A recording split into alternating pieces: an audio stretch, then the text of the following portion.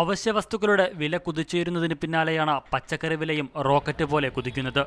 റംസാൻ മാസം കൂടി ആരംഭിക്കാനിരിക്കെ പച്ചക്കറി വിപണിയിലും വിലക്കയറ്റം രൂക്ഷമായത് സാധാരണക്കാർക്ക് കനത്ത തിരിച്ചടിയായിരിക്കുകയാണ്. പൊതുവേ കൂടുതൽ സാധാരണ 150 രൂപയ്ക്ക് വാങ്ങുന്ന വിലക്കറി ഇപ്പോൾ 350 രൂപ കൊടുത്താണ് വാങ്ങിയത്. സാധാരണക്കാർക്ക് തീർച്ചയായിട്ടും ബുദ്ധിമുട്ടാണ്. മൊത്ത വിപണിയിൽ പയറിന് വില 80 രൂപ, തൊണ്ടൻ മുളകിന് 120 രൂപ, ബീൻസ്, ഇഞ്ചി എന്നിവയ്ക്ക് 80 രൂപ, മുളകിനും വെണ്ടയ്ക്കും 30 രൂപ, സവാള 28, കറിവേപ്പില 30, പാവയ്ക്ക് 50, ക്യാരറ്റ് 40 എന്നിങ്ങനെയാണ് മൊത്ത വിപണിയിൽ പച്ചക്കറിയുടെ വില. ഇത് ചെറുകിട സ്ഥാപനങ്ങളിലേക്ക് എത്തുമ്പോൾ വില ഇരട്ടിയാകും. സാധാരണക്കാരന്റെ കുടുംബ ബജറ്റ് താളം തെറ്റുമെന്നുറപ്പ്. സവാളയും കിഴങ്ങെല്ലാം ഭയങ്കര വില.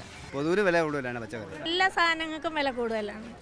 വില കുറവായിട്ട് നമുക്കൊന്നും വാങ്ങിക്കാൻ നിർത്തിയില്ല. ചരക്ക് കൊണ്ടുവരുന്ന വാഹനങ്ങളുടെ കൂലി വർദ്ധിച്ചതാണ് വില വർധനവിന് കാരണമെന്ന് കച്ചവടക്കാരും പറയുന്നു. വിപണി വില പിടിച്ചു നിർത്താനായി സർക്കാർ അടിയന്തരമായി ഇടപെടണമെന്ന ആവശ്യവും ശക്തമാണ്. ഉപ്പിന്, മുളകിന്, പഞ്ചസാരയ്ക്ക് തൊട്ടതിനെല്ലാം തീവില. കഞ്ഞികുടി മുട്ടിക്കുന്ന ഈ വിലക്കയറ്റം എവിടെ ചെന്ന് അവസാനിക്കുമെന്ന ആശങ്കയിലാണ് സാധാരണക്കാരൻ. ക്യാമറാമാൻ റോബിൻ ബിയാറിനൊപ്പം അൽ അമീൻ, മീഡിയ 1, തിരുവനന്തപുരം.